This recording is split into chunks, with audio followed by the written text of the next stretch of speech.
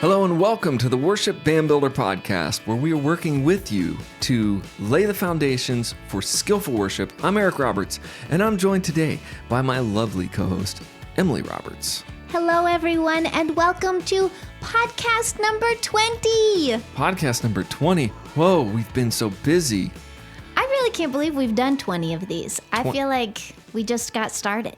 Yeah, I feel like that too. I feel like yesterday we started it, and now we have 20 podcasts. I mean, maybe we need to celebrate or something. Yeah, let's celebrate. Let's eat ice cream right after the podcast. I'm just not sure how that would make it any different than any other day for you. Yeah. Well, my favorite ice cream, since you asked, is, what is it now, mint chocolate chip? I think it has been mint chocolate chip recently. Yeah.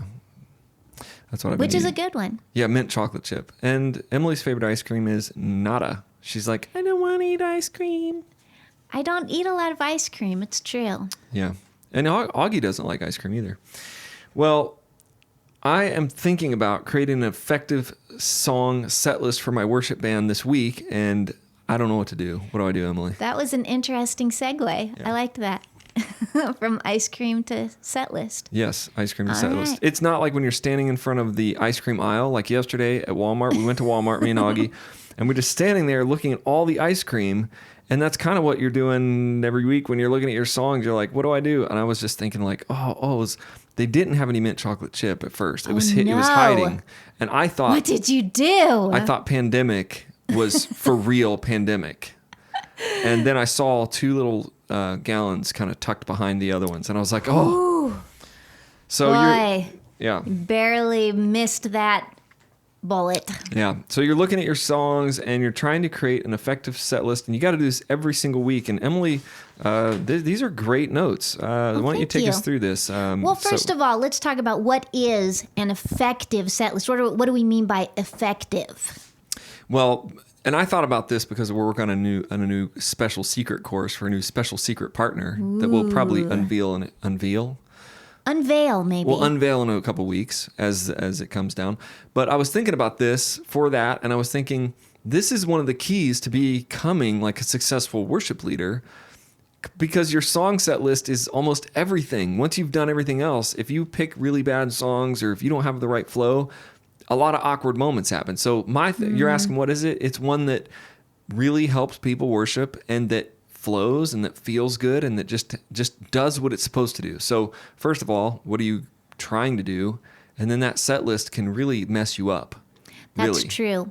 Well, song selection in any genre can make or break you, or maybe not genre, but like for instance, if you were a contestant on a popular television show, your song selection, like one of those, yes, could totally make you a star or ruin your opportunity.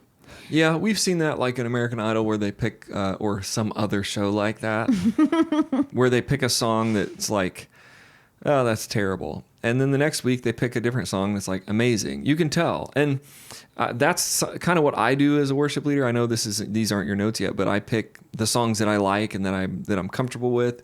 When people pick my set list for me, when I'm like forced into that scenario and I don't get any say, or they say, hey, you're going to lead worship, here's the songs we're doing, I'm like, I just freak out inside. Because I'm like, oh, what if I'm not good at those songs? What if I'm not comfortable? What if they don't flow the way I feel comfortable? So it's a personal thing, and it does make you or break you. I was thinking that is going to be part of the core of our new course we're writing. Yeah, so effective song list, again, just to reiterate, is one that flows with minimal distractions, and it encourages worship. Yeah.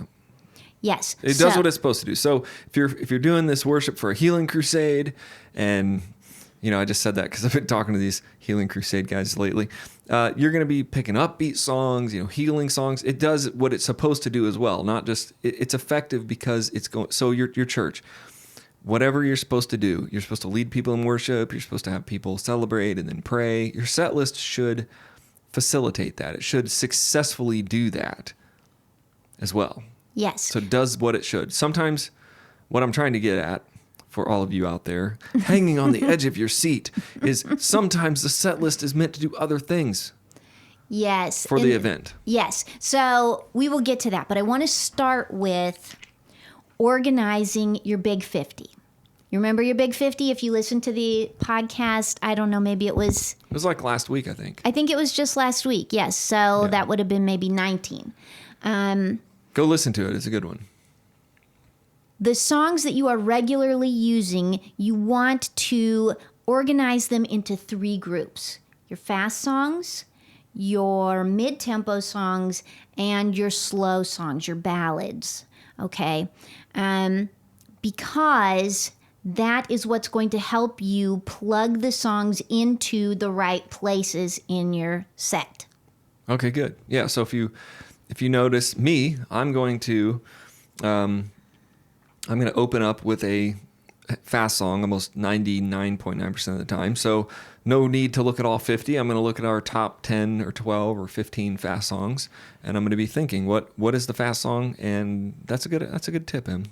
Well, what you're probably going to find is that you don't have very many fast songs to pick from. Okay? Your fast songs are probably going to get used over and over again because there just aren't a lot to choose from.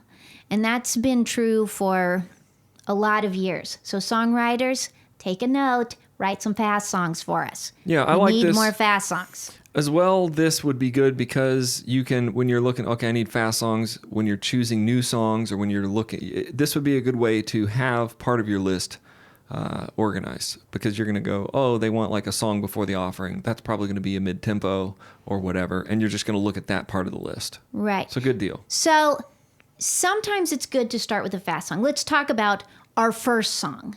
Okay, and what I put in the notes was consider the state of your congregation as well as the intent of your service. And what I mean by this is think about the people walking in the door. They are trying to get their kids to children's church, and they're trying to remember if they turned the crock pot on, and they, oh, who's here at church? Who's not here? What is she wearing? People have got a lot going on, and that first song. Do you know what's going on? And now that's interesting because that's what's going on in their heads. Yes. You know what's going on in every guy's head? In the girls' heads. Okay, yes. What's going on in the guys' heads? Where's the coffee? And do they have like chocolate donuts here? There you go. That's it. That's all I'm thinking. Okay, so there it is. Still not thinking about worshiping God yet. We're just trying to find a seat. And if somebody sat in your regular spot, then you are just reeling, right? So nobody wants my spot. But so anyway, you have to give people a chance to get in the door and get settled. And that is what song number 1 is for. Don't expect people to be raising their hands, weeping. No, that is not happening in the first song. They're just trying to get settled in the church atmosphere. So give them that chance. A mid-tempo song is fine for that. First song is also a good place to introduce a new song because they're kind of getting it subconsciously, but there's not a big obligation to try to sing it yet. They can just look at the words maybe once they get settled. They can kind of absorb the song. Okay, it's a good time for that. Fast songs are a good opener when you know that this is going to be a celebratory service, and especially if it's a song that everybody already knows. If it's Christmas and you want to open with Joy to the World, right on. People are going to be into that. They're going to come in and they are going to get on board with your festive vibe. Yeah, I will put one point in here as I adjust your microphone as well. Help me, will you, dear? Lots of camera looking going on, so YouTubers are so happy. But I did learn this from my years of doing this. If you put a super fast song on the top, then it's kind of awkward. It can be, and this is performance-based stuff. You want to put a mid-tempo song, and I like that because I said fast earlier, and I want to say I have done really fast songs first. And it can almost come across as kind of obnoxious to your audience. Like if you put your most rockin' fast song on top, at the first position, people can feel like, whoa, like, is this like, so I've noticed, I learned this, I forget when, but it was many years ago, that mid-tempo song is that first song. Your second song after the welcome could really be your rockinest big song. Yes, number 2. that's a good place to put a fast song. So fast and fast, I would still call those songs fast, but maybe they're not as energetic, you know. So you don't want to, as a rock band, when I used to play in like a Christian rock band, you know, you kind of think you're going to come out with your big song, but the audience sometimes will stare at you like, I'm not sure I even like you yet. So I'm not sure I'm really going to get into that yet. So you gotta warm them up a bit. I've noticed like Hosanna, Paul Blanche song, it's like that. It's kind of a cool riffy song. It's kind of up tempo, but it's kind of a mid up tempo fast song. Yes. Is a great opener. And you'll have some of like those mid to fast. Those are great for an opener. Moving on to song number 2. Song number 2, as Eric just said, can be a fast song. That's a good place for a fast song. Now you're going to get people who are going to clap along, maybe raise their hands if that's appropriate at your church. Okay? This is not where you want to put a slow song. Slow songs, generally speaking, should not be in slot number 2. Yeah, unless you were, you know, doing an abbreviated service and they were doing communion right up front and, you know, all that stuff. But, you know, this is typically... There are exceptions, but in a typical service, what a slow song will do there is kind of kill the flow. It's like asking somebody to marry you on a first date. Ooh, is it like too intimate too soon? Yes, it's just too soon for that. Yeah, that makes sense. Yeah, because slow songs are going to be a little more intimate, and people are still probably, even your normal congregation, they're still just kind of getting the feel. Because if you think about it, song 2 is really kind of like song 1 that they're going to participate in. Ah, good point. That is a good point. So we're not ready for slow songs yet. Song 3 is going to depend. Is song 3 your last song? A lot of churches only have 3 songs for worship up front at this point. And if that's the case, then a slow song is appropriate here. Yeah, so let me break in there. We do right now, our format is mid-tempo, or this is what we do. We do one song, then we do a welcome, and then we do usually 2 songs, a little prayer, and we do a recap of that third song, and then we do sermon. So there isn't a lot of time. Now further back, or churches with longer services, we would do like 4 worship songs before the sermon. And in that case, you might do a fast tempo, a medium tempo, and 2 slow songs or whatever. So you can kind of mix it up. But yes, if you still have the luxury of putting as many songs as you want up front, 4 is nice. That gives you enough room to build a worshipful flow. 3 is tough, but that's kind of what we're going with now. So you got to be more specific with these. If you only have 2 songs or 3, like you have the opener, the welcome, and then you have 2 songs, you know, you're probably going to pick a mid-tempo and a slow. That's what we should be doing there. Mid-tempo, slow. Now, this all changes depending on how much time you have and all that. And we'll go into this in other episodes, but there was a time where we would do 4 songs, and the 4th song would be another up-tempo song, because the pastor was saying, I want it to be like right before my sermon. I want people to be excited. So we would do opener, then we would do 3 worship songs, a medium, a slow, and then a fast. You know, okay, so that's really 5. That's 5, yeah. Opener was kind of a throwaway. Now, at this particular church, I say it was a throwaway because a lot of people were not even in the sanctuary at the opener. Yes, people did not typically come in on time. And they were out there coffeeing, talking, and literally it was weird. Did you just say coffeeing? Yeah, coffeeing. That's what I would call it. They were coughing and talking, and so our opener was more like just hey, we're actually going to do this, people. It's time for a church if you'd like to come in. So in that scenario, and I don't know, this is probably not for this episode, but it was like the 4 songs we had in our worship set. it was like medium, or it was like fast, medium, slow, worshipful, and then we kind of went back into a medium or an up tempo, so that when the pastor came out, it was like, woo. Now that can work. Yes. But you have to be intentional. Yes. You have to be intentional. Right on. So, offering. If you are doing music during the offering, consider how long it takes for offering to be collected at your church. A lot of churches, offering takes about 30 seconds. Okay, it just does not take very long. You don't need a whole song there. It gets a little awkward when people realize the plates have long since been passed and we are still sitting here. So a nice thing to do there is just an abbreviated instrumental version of something that you did in the set list, in your worship set list. Maybe even that last song you did, just do a little recap. Do maybe just the verse and chorus and wrap it. That's a good way to handle that. If you're at a bigger church and it takes a couple of minutes to get the plates passed, then you may consider putting a whole new song there. And that might even be a place to have a special, or it might be a good place to introduce a new song while you've got everyone sitting and paying attention.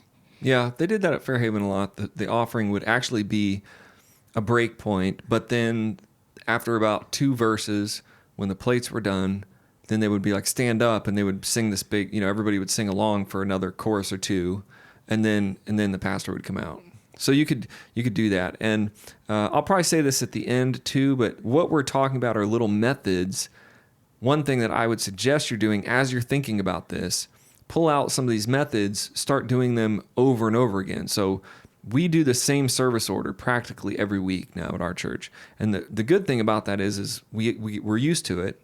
The people are used to it, and we know what works and what doesn't. It isn't like a bunch of weird, every week we're changing it up. Like, we're going to do the offering first, then we're going to do this. I've been at churches where that's the case. The pastor's kind of thinking, well, this week we'll do it this way. And everything is, and what that does is creates a bunch of awkward moments for you to talk about that week. Well, it was really weird when this happened.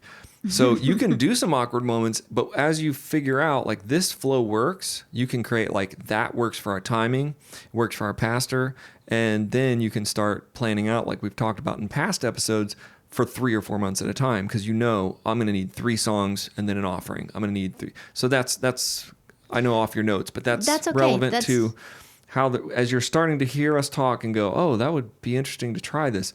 You're trying to get to a place where you're like, this is the format that works for us. Yes. And a lot of churches now, I realize, don't even collect offering. They just have boxes in the back and say, put your offering in the box on your way out, or that sort of thing. Give your offering online.